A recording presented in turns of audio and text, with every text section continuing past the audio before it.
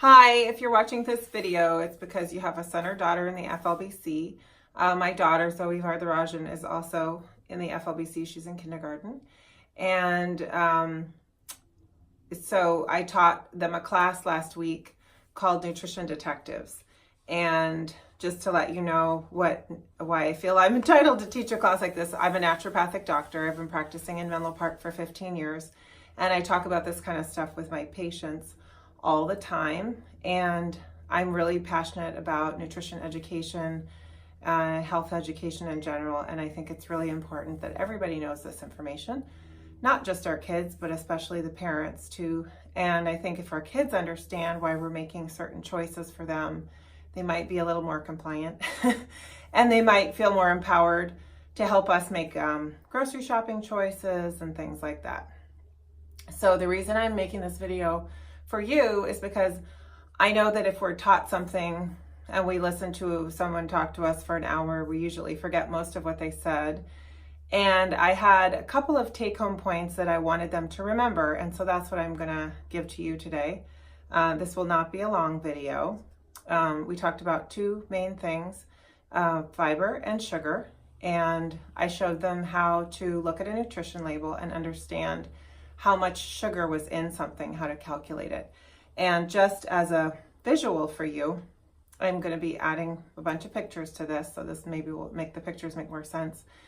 4 grams of sugar is a teaspoon.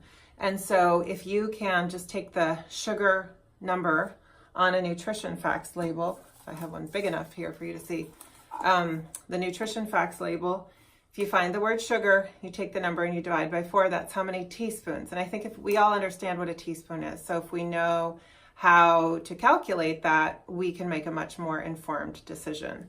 So one thing I wanted to show you that I showed them is that, so I have a glass here and I have some sugar here and I want to show you something.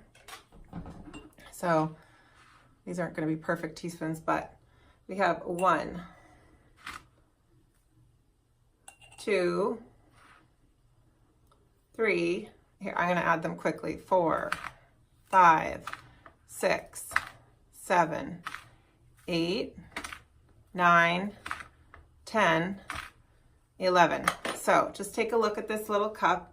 This is how much sugar is in a can of Coke. Actually, not even quite this much. It's 10 teaspoons is in a can of Coke. I know this is a bottle, but for all intents and purposes, it's my can because I couldn't find the right, I couldn't find a can, but this is the same size as a regular can of Coke. So we have 11 teaspoons of sugar. And now we're going to compare, we have a Drawal orange juice, which is made from oranges. And we have Coca-Cola, which is made from chemicals and high fructose corn syrup. And so you're probably going to guess where this is going. The container that has 11 teaspoons of sugar is this orange juice.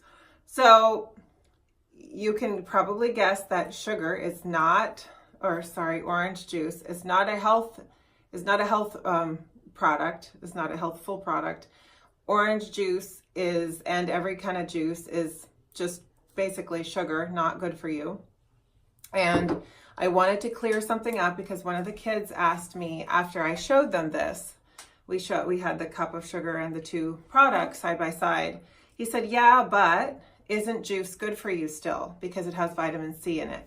So I said, well, juice, no, juice is not good for you. And I don't have any qualms about saying that it's not good for you. No kind of juice is good for you in any amount.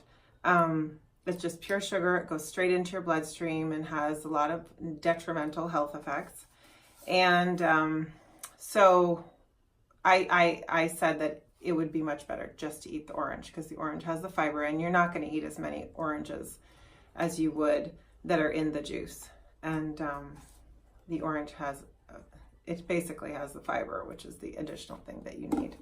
So I'm going to send, we took 18 products and they calculated how much sugar was in each of the 18 products. That was in their handout, which I hope they brought home. I'm happy to email you a key for the handout and the handout if you like. You can email me at frontdesk@wellnessarchitecture.com. And there are 2 documentaries that I think are great. One is called Fed Up. It's a little older. You may have already seen it, produced by Katie Couric. It's about sugar. And I actually rewatched it 2 weeks ago with my kids. And I think that if they're in kindergarten, they're plenty old enough to see this, but it's really informative. And another one that I like right now is called The Magic Pill. That one is on Netflix. Fed Up is not on Netflix anymore, but it is on the internet. You can find it and watch it if you just Google it. And anyway, you can watch that for free. So the second part that we learned was about fiber. So I showed them that there are 2 different kinds of fiber, soluble fiber and insoluble fiber. So we have insoluble fiber, meaning it does not absorb water. And this is twigs, by the way, twigs and water. I also showed them lettuce and water. So lettuce and water and twigs and water, they look like twigs and water and lettuce and water. After we mix them up, nothing happens to them. And then I showed them 3 kinds of soluble fiber. And so this is flax seed. This is chia seed. So if some people like to make chia seed pudding, and the reason you can do that is because the chia seed absorbs the liquid, so it becomes like gelatinous. The best example of soluble fiber is psyllium husk. So this is 2 tablespoons of psyllium husk. This is a liter or 32-ounce bottle and water added. So just 2 tablespoons absorb this much water. And had I added more water sooner, it would have expanded even more. But what I wanted to show you is that if I dump sugar into this fiber, I'm going to just dump this in, and we mix it up in the stomach. And actually, this is not a good example anymore because the psyllium has been sitting here a little too long.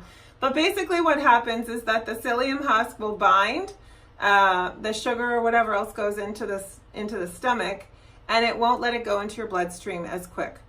And so if you want to buffer the effects of the sugar that you were eating, much, much better to have it with some fiber. So that's why fruit is better than having juice. Anyway, that's basically the gist of what I taught them. And I hope you're armed with a little bit of information to go shopping with next time. You can look for the fiber in your nutrition facts labels and the sugar amount. Sometimes they have soluble fiber and insoluble fiber listed. The insoluble fiber is also good as a bulking agent. It helps make you poop better. Soluble fiber helps to bind toxins, helps make you poop, makes you feel full longer, and has lots of good benefits. So I hope this was helpful, and let me know if you have any questions. Again, frontdesk@wellnessarchitecture.com. Thanks. Bye-bye.